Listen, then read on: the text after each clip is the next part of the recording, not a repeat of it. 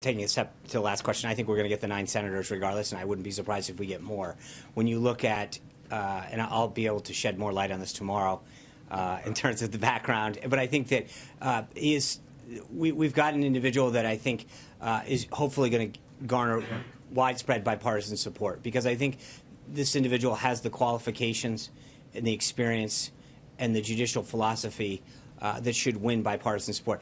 That being said, beyond that, I would suggest that Senator McConnell has done a phenomenal job of moving things along in the Senate to the extent that Democrats will let him, and I'll leave any further questions on how the Senate operates to Blake. Sean, thanks. We know that the list of 21 was put out during the campaign. We know that at 8:02 tonight, the president is going to reveal his selection.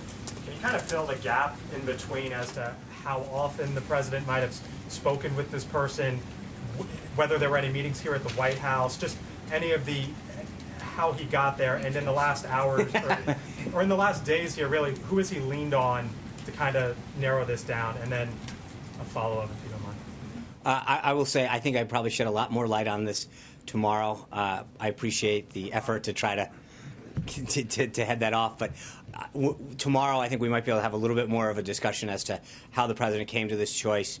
He may touch on it a little tonight. I'll leave it to him, but I appreciate that. Let me ask you then about news of the day: prescription drug prices. Yeah. The president met with the pharma leaders earlier today. What makes him so confident that he can drive down drug prices, whereas administrations past have tried to do the same but haven't been able to? How is he going to go about it? Well, I think it's the story of his entire administration. He's a successful businessman and a top-notch negotiator. Several people tried to get the cost of planes down, the cost of the F-35 and the cost of the Air Force One, and through a couple conversations, he did it. Shaved billions off of the cost of both. Excuse me, off the F-35, and significant off the next generation of Air Force One. I think he has a track record so far just during the transition, but also as a businessman, he knows how to negotiate. And I think he's going to sit down with these individuals the same way that he's getting people to understand the agenda and the regulatory and tax climate that he wants to institute that's bringing jobs home. People are making a commitment to him to bring jobs and manufacturing back based on his track record as a businessman and his word. They understand that he's going to create a climate that supports the American worker and American manufacturing. So I think, you look over and over again, the number of companies that want to come back and say, we want to be part of this agenda to grow the economy and to create jobs, or to help you fight on behalf of taxpayers, and I think you're going to continue to see that. He understands the challenges that the bureaucracy that's holding back some of the negotiating, that's allowing these prescription drug prices to drop or get the best deal for the government in cases whether it's Medicare or Medicaid, who are such large buyers of the VA, that you've got such purchasing power that's not being utilized to the full extent. Hunter Walker. Yes, thank you, Sean. The president is meeting with Mayor Giuliani today. What do you think of the mayor's claim that the executive order on those 7 countries evolved from the Muslim ban that the president proposed during the campaign? Is that accurate? I think the president has talked about extreme vetting and the need to keep America safe for a very, very long time. At the same time, he's also made very clear that this is not a Muslim ban. It's not a travel ban. It's a vetting system to keep America safe. That's it, plain and simple.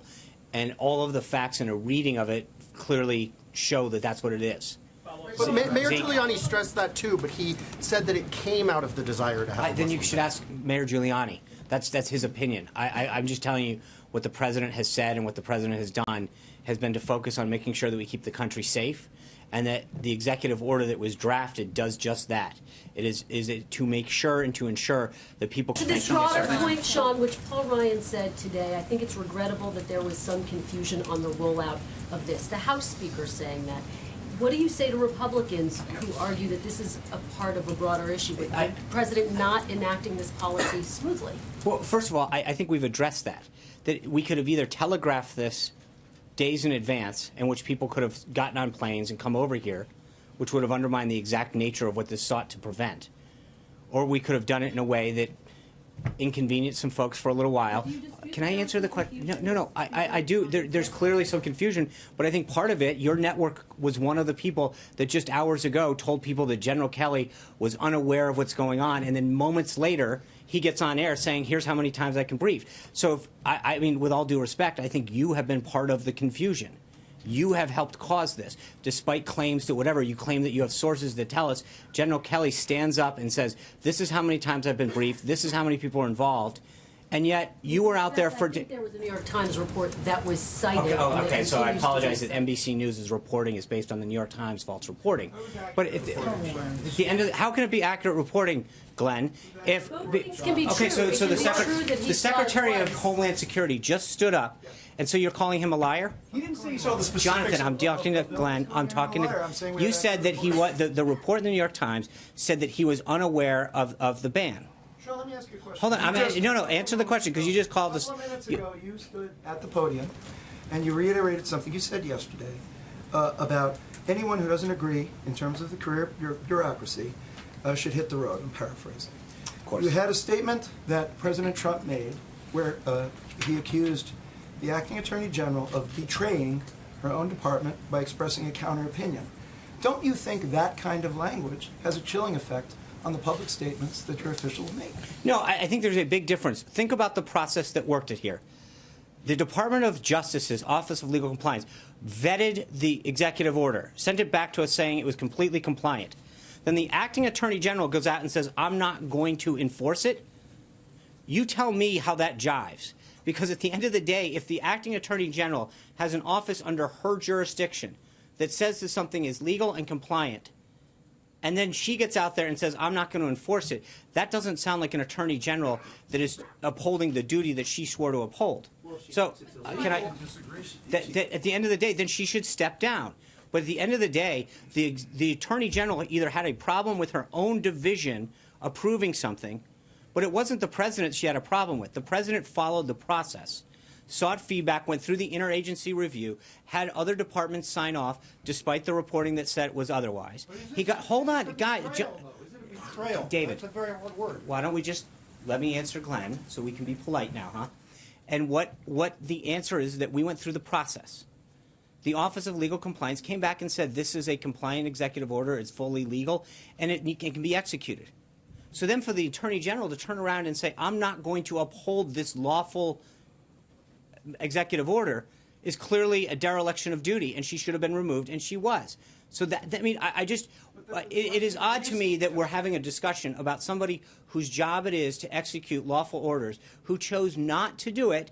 Hold on. Who chose not to do it, and then we're questioning whether or not we were right to remove her. That's the right thing to do. And if you looked at the folks from the right and the left, constitutional scholars this morning, they said we might not agree with some of the policies or the political or the party of the president, but he was right to do this. He had every right. Why use the word betrayal? Because the department's job is to execute. I mean, they're the Department of Justice, and if you have a legally executed order, and the Attorney General says, I'm not going to execute it, that clearly is a betrayal of what she's supposed to.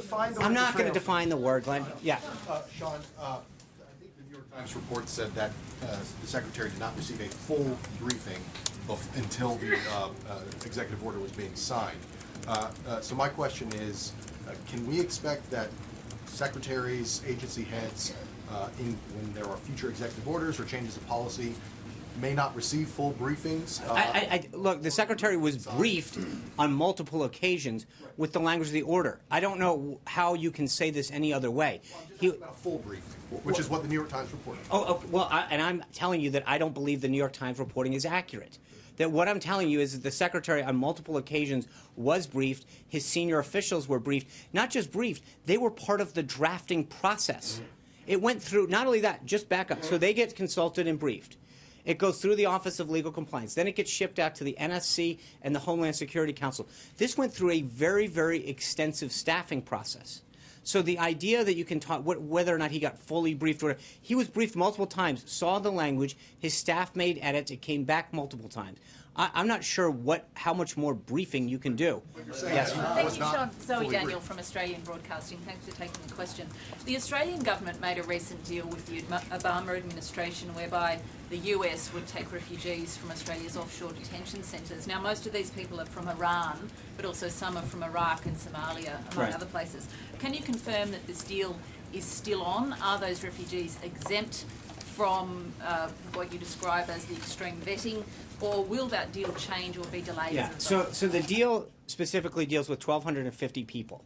that are mostly in, I think, Papua New Guinea being held. Those people, part of the deal is that they have to be vetted in the same manner that we're doing now. There will be extreme vetting applied to all of them. That is part and parcel of the deal that was made, and it was made by the Obama administration with the full backing of the United States government. The president, in accordance with that deal, to honor what had been agreed upon by the United States government, and ensuring that that vetting will take place in the same manner that we're doing it now, will go forward. Big question, looking at a bigger picture. This president, when he came in, said he was going to gather us all together, that he was going to bring us together, and the actions taken in the first 10 days seem to indicate otherwise from people in his own party. The use of the word betrayal. How is this president going to address the fact that people are looking to him to bring people together, and yet, with his own words, seems to be driving us apart? I think that's a very one-sided way of looking at this. I think he's brought. I will. I think he's brought unions together, business leaders together, Republicans, Democrats, Independents. I think someone who doesn't carry out an act and using that as a way that describes that he's not bringing the country together is not exactly a representation. One quick Hold on. I'm not. The president has done a tremendous amount through both what he has said and done, more importantly, to start to bring this country together. And his policies, frankly, are focused on keeping every American safe and getting every American a higher paying and better paying job. I think that is something that benefits all of us. Sarah. I'd ask you about a shield law for journalists last week. You said you would get back with us? Hold on. Ask real quick on trade. Now that notices have been given to the TPP Right. countries, are you considering any changes in the roles of your three sort of official trade negotiators? And what area of the globe are you going to start first on negotiations? Well, there's no change in their roles. I'm not entirely sure. I think they, as announced, Lead negotiator. he is the U.S. I mean, he's got to be confirmed first, but the U.S. Trade Representative is clearly the leader of negotiating trade deals. And Wilbur Ross and Peter Navarro and Jason Greenblatt. There's a great, unbelievably robust, brilliant team that has continued to work on behalf of deals and renegotiating, looking at them. So it's a two-step process. I think number one, we're going to re-examine all of the current trade deals, figure out if we can improve them. But secondly, I think we're going to start talking to other countries around the globe, including some of those TPP partners. I think of the 11 other countries, 5 of them we have current trade deals with. So you would examine those to see if we can improve upon them, and then look at the other countries in there and see if there's a willingness to engage with some of those other countries. Yeah. Sean, Yeah. the president has previously indicated that he would encourage the targeting of families of terror suspects. Is that still his current position? When did he say that? It was.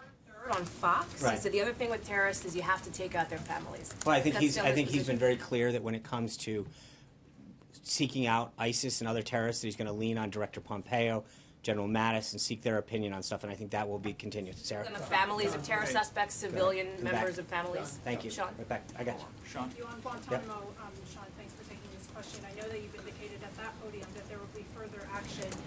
What does this look like? And there are 5 detainees that have been cleared for transfer that are sitting at Guantanamo. With this administration take action in the next coming months on those detainees? I think all of those actions are being currently reviewed, and we don't have anything further at this time. Yeah. Hi, Evan Lehman with E&E News. Thanks for taking the question. The Obama administration's endangerment finding undergirds the Clean Power Plan. Does the president still plan to revoke the Clean Power Plan, and would he perhaps even go further and try and revoke the endangerment finding?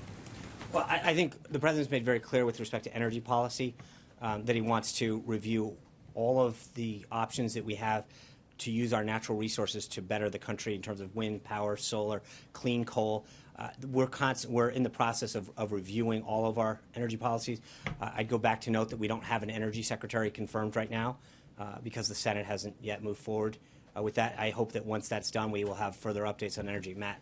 Sean, Sally Yates was obviously an Obama appointee who was holding over through the transition. How many more of them are there throughout the government and at this time through as the transition and confirmation process plays out? And do you expect any more problems from any of the other ones? In some cases, we've held some individuals over because they hold a critical position within government. In some cases, we've named folks as acting. It's a case-by-case basis. And again, I think part of it right now is the president wanted to focus on getting his cabinet up and complete. We'll continue to make nominations both at the deputy, under, and assistant secretary level, but in key agencies, so ICE being one of them, where it's an assistant secretary. But there are 30 other agencies where we've named acting heads to ensure that as we move through the confirmation process, we have somebody in that position to ensure continuity of government. Yeah. Daniel. Sean, yesterday you said 109 individuals were affected Right. by this extreme vetting, but the DHS official said that it was over 1,100.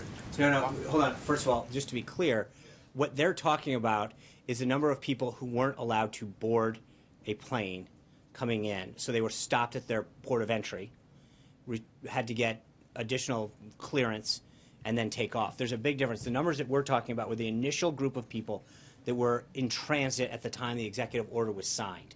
And then there's another group of people, and the Department of Homeland Security has those numbers up to date on their website, where they're talking about people that are stopped at the port of entry to ensure that they're properly vetted before they board a plane. So there's a very, very delicate distinction between people who were on the plane coming into this country when the executive order was signed, all of who've been vetted and cleared, and the people who have been stopped at a port of entry in one of those 7 countries to ensure that the proper vetting took place before they were able to move on.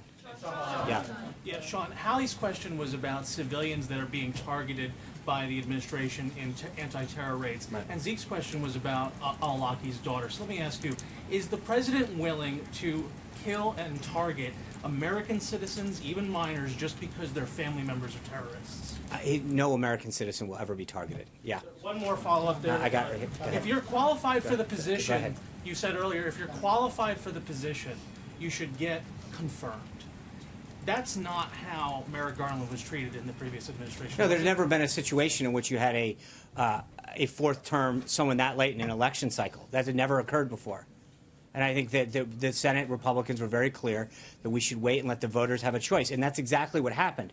As I noted at the beginning of this, 70% of people thought that the president's choice for the next Supreme Court was a major decision. That was something he campaigned on. I think when you're that late in a term, it had never happened before.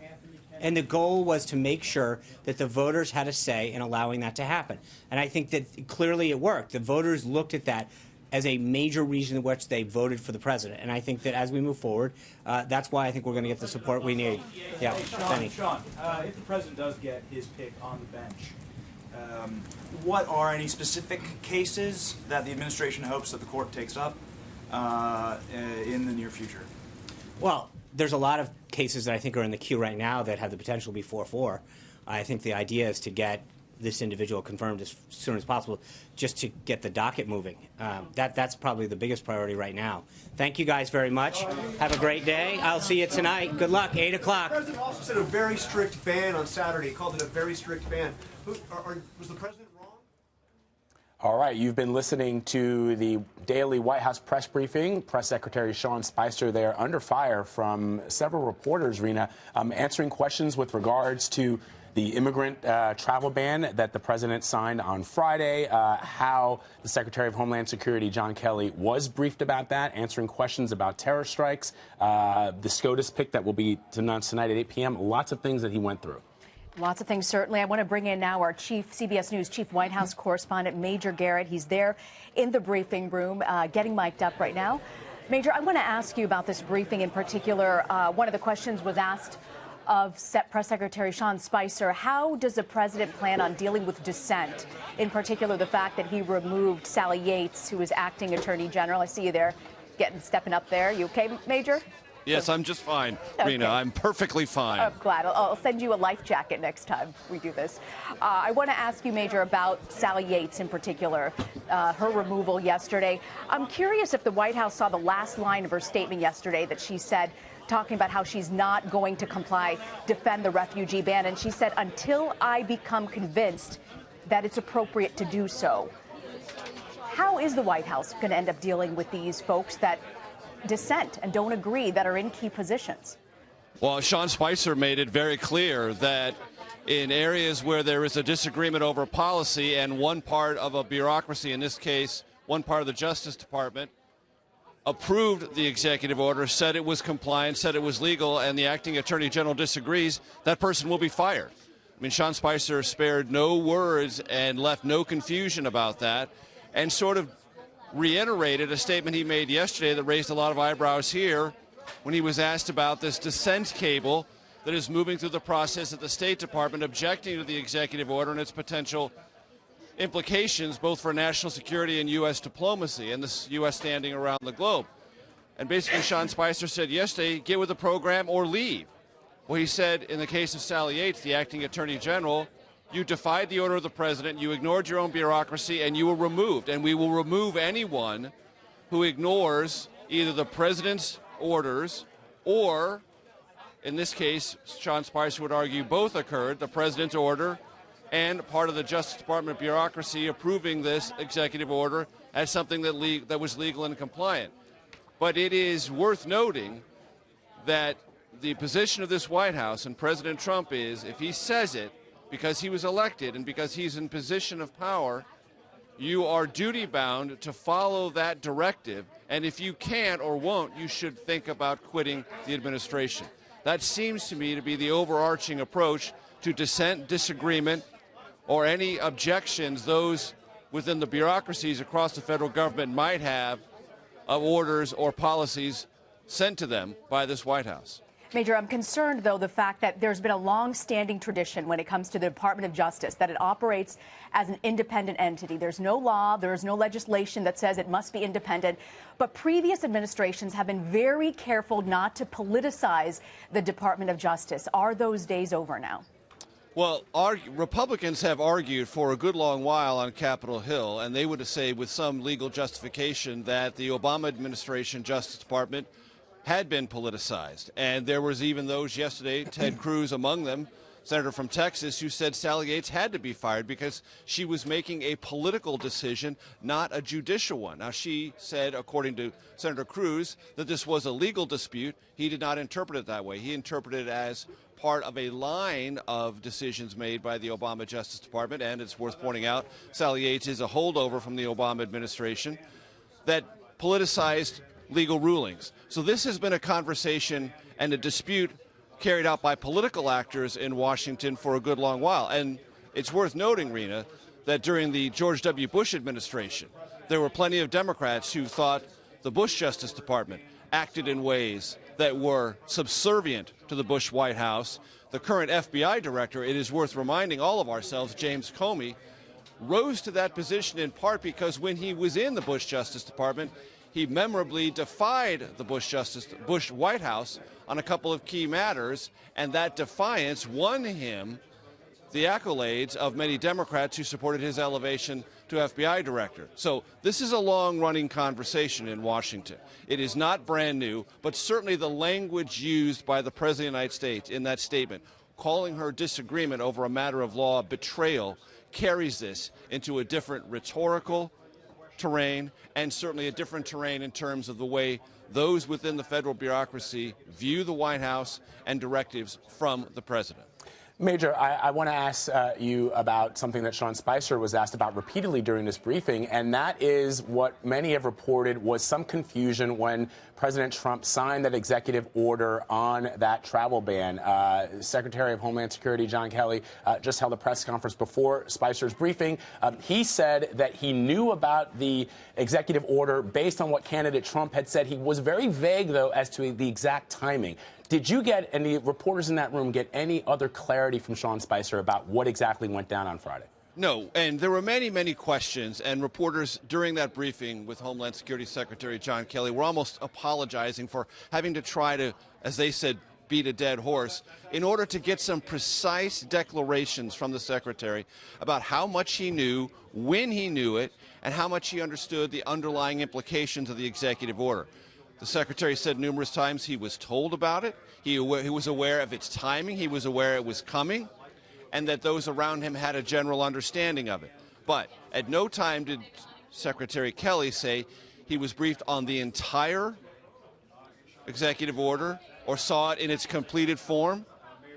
And that left open the question of how much he knew and how much those in his inner circle knew about what the executive order did, what it did not do, and the gaps therein. It's worth noting there was confusion over the weekend about whether legal permanent residents, those who possessed a green card, were covered by this executive order. So much confusion, then late Sunday, Secretary Kelly had to put out a statement in his own name declaring absolutely that those with legal permanent resident status, green card holders, were not covered and were exempt from this executive order. So the White House can contend all that it wants that the Secretary of Homeland Security, John Kelly, was briefed fully and could not have been briefed anymore. That was Sean Spicer's description of it. But the confusion was evident over the weekend, so much so that General Kelly, as Homeland Security Secretary, had to clarify it himself late Sunday night.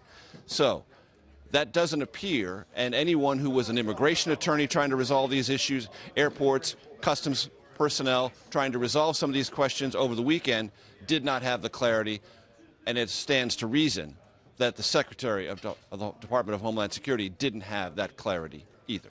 We're going to have to leave it there. Major Garrett coming to us from the White House. Thank you, Major. Sure. And a reminder, CBSN will carry President Trump's announcement live on the Supreme Court nominee. Tune in at 7 p.m. for a special edition of Red and Blue hosted by Elaine Quijano for a preview of the Supreme Court pick and the live announcement at 8 p.m. right here on CBSN. We're going to take a quick break. Hope you'll join us on the other side. We'll see you in a bit. You're watching CBSN.